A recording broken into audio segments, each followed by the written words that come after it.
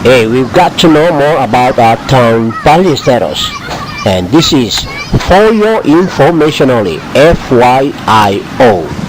Habang tinututukan natin ang buong paligid ng ating dalampasigan dito sa Ballesteros, Cagayan, makikita natin itong mga makeshift sheds out of coconut leaves na itinayo para gagamitin nitong tag-araw this summertime, dahil we are expecting a lot of people to be trooping down, to be coming down, families, barkadas, friends, visitors, and anybody who wishes to enjoy summer at the beach of Ballesteros, Cagayan. Ayan ang ating karagatan, at close up natin sa malayong shot ng ating lens. Makikita rin natin ang isang tropa, pulutong ng mga tao na nag-uusyoso dun sa may mga bangka na nangingisda. Okay? So, ito ay buong-buo ang pagbibigay natin ng situationer nitong araw nito as we are preparing and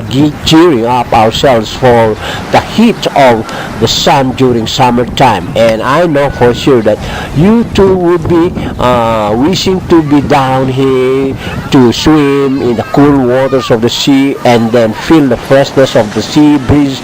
That's it.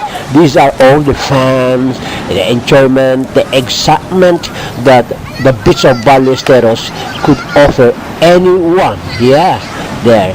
We are trying to have a closer look of this pulutong na mga kababayan natin na nag-usyoso sa may bangka na galing lang sa fishing sa Ilaot.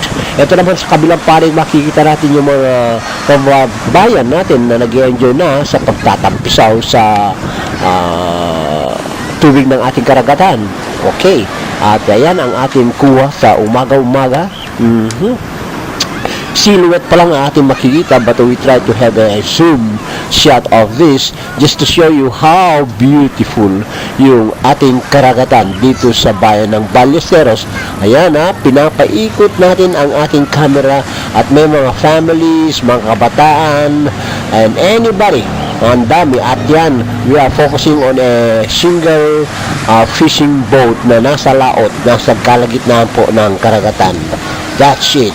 Ito po ay sa ating pakay na ipaalam sa ating mga kababayan ang situation ng ating karagatan dito pa rin sa bayan ng Ballesteros. Ayan, makikita natin yung mga makeshift sheds na nahanda na para sa ating mga kababayan, mga visitors na magdadagsa nitong araw ng tag-araw dito pa rin sa dalampasigan ng Ballesteros, Cagayan.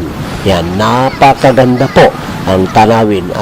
Okay, so sino magsasabi na merong black sand mining dito? Ayan, tingnan nyo kung may makita kayong mga equipments. Kaibigan, punta ka rito nang makita mo ang buong katotohanan. Ayan po ay pagbibigay natin ng mga impormasyon, detalye tungkol po dito sa karagatan po ng Ballesteros, Cagayan, na ating minahal at inaalagaan. Lalong-lalo na ang ating local government unit na talaga pong pinangangalagaan ang ating karagatan. A fishing boat, single fishing boat over there. Beautiful.